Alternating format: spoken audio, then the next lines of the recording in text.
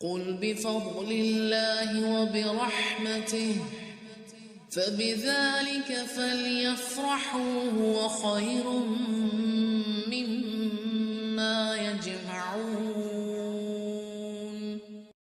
اب موسیٰ کی ماں کا واقعہ، جب موسیٰ ابھی چند دن کے بیبی تھے، ہم نے موسیٰ علیہ السلام کی ماں کو وحی کی کہ اسے دودھ پلاتی رہے، اور جب تجھے اس کی نسبت کوئی خوف معلوم ہو تو اسے دریا میں بہا دینا، اور کوئی ڈر، خوف یا رنج نہ کرنا، ہم یقیناً اسے تیری طرف لوٹانے والے ہیں اور اسے اپنے پیغمبروں میں بنانے والے ہیں۔ ذرا سا ایک ماں ہونے کے ناطے سوچئے، آج مائیں بیبیز کو بیبی سٹنگ روم میں نہیں چھوڑتی، نہیں ہمارے بچے کو دوسرے بچے ماریں گے، یہ روئے گا، چلیے محبت ہے کوئی بات نہیں، 3 ماہ تک کا تو بچہ ہم بھی الاؤ کرتے ہیں کہ آپ کلاس میں لے کر پیچھے بیٹھ جائیے، اس کو تو کچھ چاہیے نہیں آپ کے سوا۔ لیکن موسیٰ کی ماں کا یہ کتنا بڑا امتحان تھا۔ آپ دیکھیے کہ اللہ تعالیٰ نے مختلف لوگوں کو مختلف امتحانوں سے گزارا، تبھی ان کی مدد کی گئی۔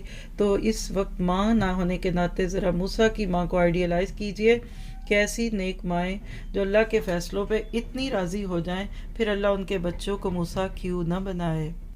موسیٰ علیہ السلام کی والدہ کا دل بے قرار ہو گیا، فارغہ وَأَصْبَحَ فُؤَادُ أُمِّ مُوسَىٰ فارغہ، سمجھ نہیں آتا یہ کیا لفظ ہے، لیکن جب قرآن کھولتے ہیں تو سمجھ آتا ہے۔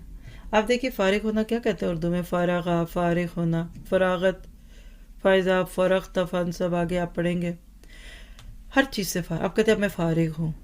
موسیٰ کی ماں کا دل ہر اور چیز سے فارغ ہو گیا۔ کبھی کبھی دل پر ایک ایسی کہہ لیجئے کہ کیفیت بھی آتی ہے کہ جس کو آپ کہتے ہیں نا سپاٹ، آج بھی کسی کو اچانک صدمہ ملے تو ایک دم وہ آنکھیں کھول کھول کے لوگوں کو دیکھ رہا ہوتا ہے، پھر لوگ کہتے ہیں اس کو رلاؤ، اس کو ہنساؤ، اس کو کھلاؤ پلاؤ، یہ کیفیت۔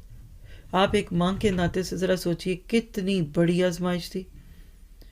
مائیں تو کہتی ہیں میری گود میں بچہ محفوظ ہے، حالانکہ اللہ کہہ رہا ہے اس کو دریا کی گود میں ڈال دو۔